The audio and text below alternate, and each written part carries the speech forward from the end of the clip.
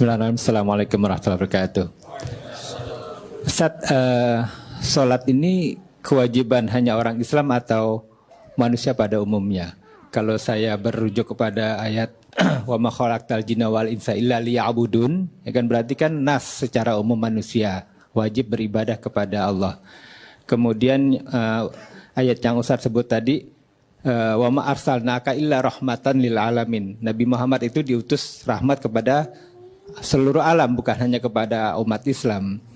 Termasuk mungkin Al-Quran ini yang dibawa sebagai mukjizat Nabi Muhammad juga bukan hanya untuk orang Islam begitu Ustaz ya, artinya kepada manusia pada umumnya. Nah, yang ingin saya tanyakan, bagaimana cara kita mendakwahkan Al-Quran ini kepada orang di luar sana? Karena khawatir saya pribadi khususnya, apabila pada masanya mereka dihisab, mereka belum masuk Islam, kemudian mereka bilang tidak pernah ada yang menyampaikan kepada saya tentang Islam, tentang Al-Quran, tentang sholat kita yang hari ini kita bahas di sini. Tapi orang di sana tidak pernah tahu sehingga mereka tidak melakukan sholat. Nah, sementara kita masing-masing kan wajib untuk menyampaikan itu ya, walaupun hanya satu ayat. Mohon bagaimana menurut pendapat Ustadz supaya kita bisa minimal terbebas dari kewajiban menyampaikan kepada orang yang di luar sana. Tafadhol Ustaz. Kait dengan sholat, apakah kewajiban yang mengikat bagi umat Islam saja atau mengikat bagi seluruh makhluk? Tadi Anda berdalil dengan menggunakan Quran surah 51 Adz-Dzariyat ayat 56, tapi saya sedikit mengoreksi. Wa ma khalaqtu, bukan khalaqta. Wa ma khalaqtul jinna wal insa illa liya'budun. Dan tidaklah aku ciptakan jin dan manusia itu. Di situ alif lamnya berfungsi istighraq.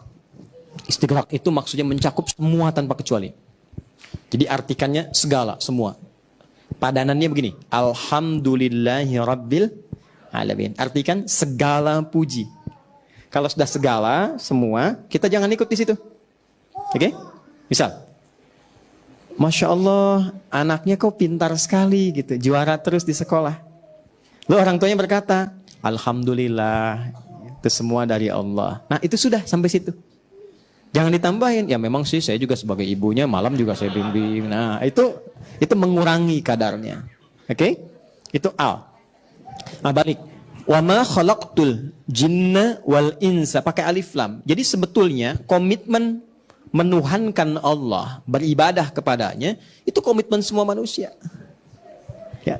Saya ulangi, komitmen semua manusia. Karena itu perjanjian pertama sebelum terlahir ke muka bumi, saat diberikan roh ke dalam jasadnya, komitmennya itu menuhankan Allah. Itu yang di Quran surah 7 ayat ke 172. Qalu bala syahidna. Makanya komen Nabi dari ayat itu, kullu mauludin yuladu alal fitrah. Setiap yang terlahir itu punya fitrah. Fitrah yang dimaksud di situ, fitrah kecenderungan menuhankan Allah. Kecenderungan menuhankan Allah, bahasa singkatnya disebut dengan din. Kepasrahan ketundukannya disebut Islam. Konfirmasinya di Quran surah 30 ayat 30. Fa'aqim wajhaka lid-dini hanifa. Din, fitratallahi allati fataran nasa 'alaiha, fitrah. Apa itu din? Quran surah 3 ayat 19. Innad dina 'indallahil Islam. Apa itu Islam? Hadis Muslim nomor hadis yang ke-8. Antashhada an la ilaha illallah. Balik lagi ke syahadat. Jadi semua manusia itu pasti punya fitrah spiritual, mencari Tuhan dia. Cari Tuhan. Karena ada kewajiban ibadah. Nah, bagi yang sudah menemukan Allah sebagai Tuhannya, maka ekspresi untuk ibadah itu dilakukan lewat apa? Sholat. Itu yang dimaksud Quran surah ke-20 ayat ke-14. Ya, innani anallahu la ilaha illa ana fa'budni. Gimana caranya? Wa aqimis sholata lidzikri. Nah, jadi sholat itu gambaran dari ekspresi, ungkapan dari kebertuhanan kita kepada Allah. Ya. Makanya ketika orang Kristen misalnya, ya, orang Yahudi dan sebagainya, itu ketika mereka pun memahami dengan keyakinannya menyembah Tuhannya, gitu kan, atau yang dipertuhankan olehnya, itu ketika diterjemahkan ke bahasa Arab, sholat bahasanya. Bahasanya sholat. Ya, ketika diterjemahkan dalam bahasa Arab. Tapi kata Allah komennya apa? Liyuqarribu indana zulfa. Mereka mencari perantara supaya ingin menemukan aku. Maka disitulah tugas kita kemudian untuk menampakkan risalah keislaman supaya diketahui bahwa oh ini hidayah yang sesungguhnya.